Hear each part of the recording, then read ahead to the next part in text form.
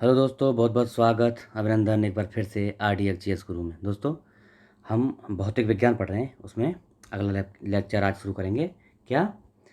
गुरुत्व के अधीन गति। तो इसमें क्या क्या करेंगे? ग्रहों की गति पढ़ेंगे, गुरुत्व नहीं पढ़ेंगे, गुरुत्वाकर्षण बल पढ़ेंगे, केपलर के नियम, हैं, न्यूटन का नियम, ये सब पढ़ेंगे। चलो चलो शुरू करते हैं।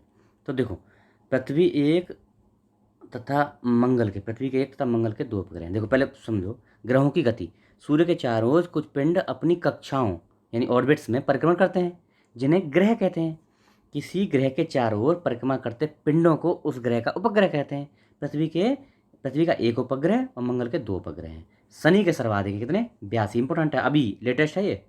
और बृहस्पति के 79।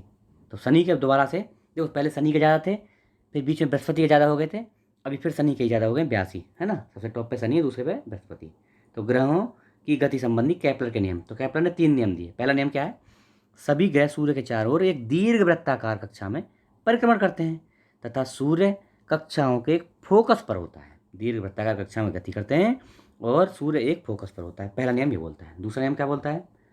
सूर्य से किसी ग्रह को मिलाने वाली रेखा समान समय अंतरालों में समान क्षेत्रफल तय करती है। यानी कि देखो, मान लो ये सूर्य और ऐसे ग्रह चक्कर कर रहे हैं, तो यहाँ दूरी ज़्यादा है तो चाल कम होगी, मतलब क्षेत्रफल उसका कभी भी उसका क्षेत्रफल जो होगा ना, उसका क्षेत्रफल जो होगा सूर्य से, वो बराबर होगा, है ना।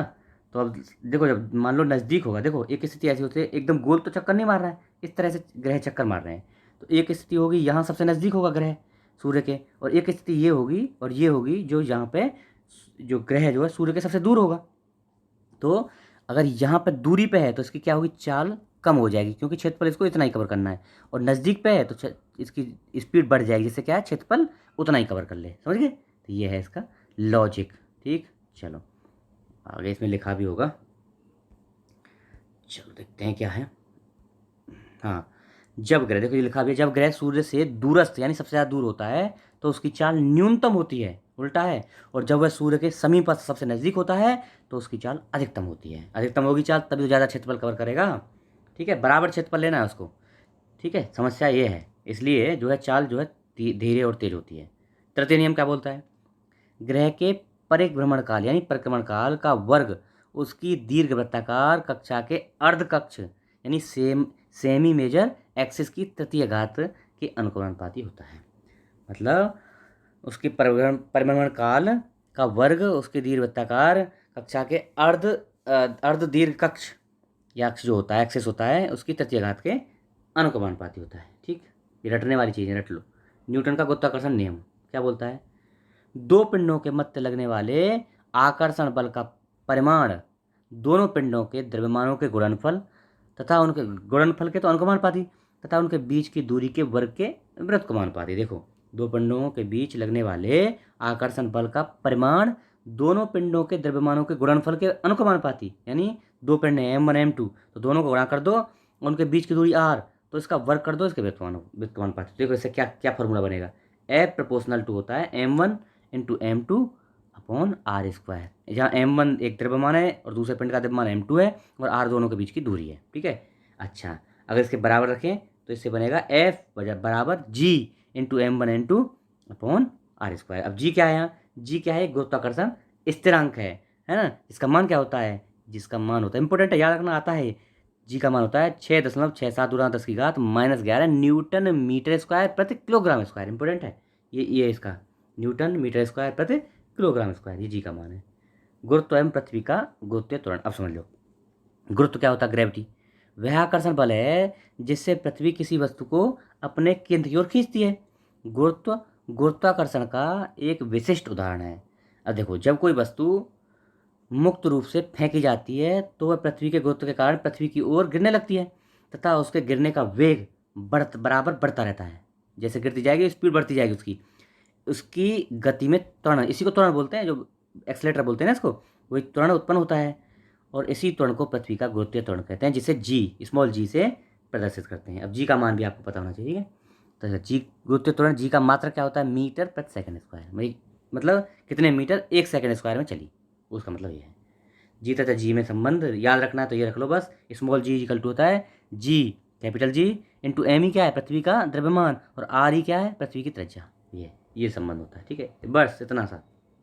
अगला देखो, जी का मान वस्तु के द्रव्यमान पर निर्भर, इंपॉर्टेंट, मोस्ट इंपॉर्टेंट, जी का मान वस्तु के द्रव्यमान पर निर्भर नहीं करता है। अतः यदि भिन्न भिन्न द्रव्यमानों की दो वस्तुएं मुक्त रूप से वायु की अनुपस्थिति, ये इंपॉर्टेंट चीज़ है, वायु की अनुपस्थिति में ऊपर से गिराई जाती हैं तो उसमें समान त्वरण उत्पन्न होता है, और वे एक साथ ही ऊंचाई से गिराई जाएं तो एक साथ ही पृथ्वी पर पहुंचेंगे। मतलब एक ऊंचाई से गिराई जाएं, एक साथ गिराई जाएं तो समान एक ही साथ पृथ्वी पर पहुंचेंगी। हालांकि हालांकि अब देखो थोड़ा सा ट्विस्ट है, हालांकि वायु की उपस्थिति में उत्प्लावन प्रभाव व श्यानकर्षण के कारण वस्तुओं के त्वरण भिन्न भिन्न हो जाते हैं। अगर वायु है, निर्वात है, तो बराबर पहुंचेंगी।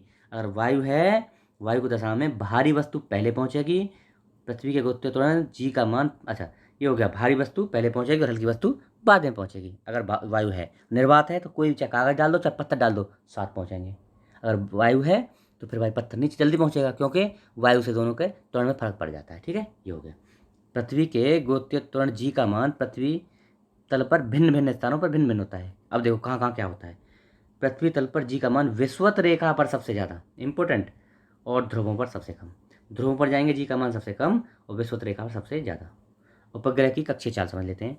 कोई उपग्रह पृथ्वी के चारों ओर वृत्तीय कक्षा में परिक्रमण करता है तो उस पर एक अभिकेंद्र बल कार्य करता है और इसी को गुरुत्वाकर्षण बल कहते हैं, है ना। देखो ये जो है ना, ऐसे ऐसे कोई काम कर रहा है तो इसमें एक अंदर की तरफ एक बल काम करता है, उसी को गुरुत्वाकर्षण बल कहते हैं, ठीक है जी, इतना होता है। बाकी ये जब ये न्यूमेरिकल में काम आते हैं, आपका न्यूमेरिकल वाला सब्जेक्ट नहीं है। अब देखो पलायन वेग क्या होता है, समझो पलायन वेग। देखो पलायन वेग वह न्यूनतम वेग है जिसे किसी पृथ्वी के पिंड को ऊर्ध्वाधर ऊपर की ओर फेंकने पर पृथ्वी के गुरुत्वीय क्षेत्र से बाहर निकल जाता है, यानी पृथ्वी पर कभी वापस नहीं आता है। तो देखो ऐसा वेग जिसे दे देने से, ऐसा वेग जिसे दे देने से पृथ्वी पर कोई भी पिंड जिसको वो वेग दिया जाएगा तो वो कभी वापस नहीं आएगा, पलायन कर जाएगा, तो इसी को पलायन वेग बोलेंगे। और जिसमें जिसमें जो ऊर्जा लगती है इसे देने के लिए उसको पलायन ऊर्जा बोलेंगे, ठीक है। इसका मान क्या होता है ये रट लेना, इंपॉर्टेंट है, 11.2 किलोमीटर प्रति सेकंड। आखिर फॉर्मूला दुनिया भर का निकलता है ऐसे, लेकिन ये याद रख लो 11.2 किलोमीटर प्रति सेकंड का वेग किसी को दे देंगे तो वो पिंड पलायन कर जाएगा, कभी वापस पृथ्वी पर नहीं आएगा। अच्छा, यदि किसी पिंड को इतना वेग दे देते ऊपर की ओर फेंका जाए तो वह पृथ्वी पर लौट कर नहीं आएगा, भी बोल रहा था मैं, सही है। चलो, यदि पृथ्वी के समीप चक्कर काटते किसी उपग्रह की कक्षीय चाल किसी कारणवश, हाँ उसकी चाल जो है कक्षीय चाल किसी कारणवश √2 गुनी कर दी जाए तो उपग्रह अपनी कक्षा को छोड़कर पलायन कर जाएगा, ये भी है। अगर किसी उपग्रह की चाल √2 गुनी बढ़ा दी जाए तो वो पलायन कर जाएगा, ये भी फैक्ट याद रखना। सरल आवर्त गति क्या होती है समझ लो। जब कोई कण अपनी माध्य स्थिति देखो जैसे ये है, एक स्थिति ये होगी, एक स्थिति ये होगी, पेंडुलम है कोई, और ये होगी, हैं। तो माध्य स्थिति से यहाँ गया, यहाँ आया, यहाँ गया, यहाँ आया, तो ये जब एक दोलन पूरा करता है तो इसी को सरल आवर्त गति कहते हैं, है ना। माध्य स्थिति के दोनों ओर सरल रेखा में दोलन करता है तो उस गति को सरल आवर्त गति कहते हैं। स्प्रिंग से लटकी पिंड दोलन, या पिंड का दोलन हो गया, और किसी लोलक का दोलक है, लोलक जो होता है सरल लोलक, उसका दोलन, ये सब सरल आवर्त गति है, ठीक है। धातु के किसी ठोस गोले को एक हल्के व पतले धागे से बांधकर किसी दृढ़ आधार से लटका देते हैं तो वही व्यवहार सरल लोलक का होता है। सरल लोलक पढ़ लिए, कोई ऐसे करके धातु का गोला है ऐसे पिंड से लटका दिए और ये सरल आवर्त गति कर देगा, ऐसे ऐसे करेगा, तो यही हो गया क्या, ये हो गया लोलक, सरल लोलक। सरल लोलक का आवर्तकाल पढ़ लेते हैं, क्या होता है आवर्तकाल। सरल लोलक का आवर्तकाल गोलक के द्रव्यमान पर निर्भर नहीं करता, इंपॉर्टेंट है। किसी सरल लोलक का आवर्तकाल टाइम पीरियड क्या होता है, देखो ये आवर्तकाल क्या है, देखो यहाँ है, मैंने यहाँ से ये लटका दिया तो यहाँ से 1 2 और ये यहाँ से चला ऐसे गया, फिर ये आया और फिर यहाँ आया, तो एक दोलन करने में जितना उसको समय लग रहा है इसको आवर्तकाल बोलेंगे, ठीक है। और 1 सेकंड में जितनी बार घूम रहा है उसको आवृत्ति बोलेंगे, ठीक है। एक दोलन पूरा करने में जितना समय लग रहा है उसको आवर्तकाल बोलेंगे, ठीक है। तो देखो लोलक का आवर्तकाल T लोलक की प्रभावी लंबाई के वर्गमूल के अनुपाती होता है। अच्छा, इससे क्या निकलेगा, जैसे लोलक की प्रभावी लंबाई बढ़ाकर 4 गुनी कर दी जाए तो आवर्तकाल 2 गुना हो जाएगा, क्योंकि अंडर रूट कर देना है। मैं बोल रहा हूँ अगर लंबाई 9 गुनी कर दी जाए तो आवर्तकाल कितना हो जाएगा, 3 गुना हो जाएगा। लंबाई 16 गुनी कर दी जाए तो आवर्तकाल 4 गुना हो जाएगा, अंडर रूट कर देना है बस, ठीक है।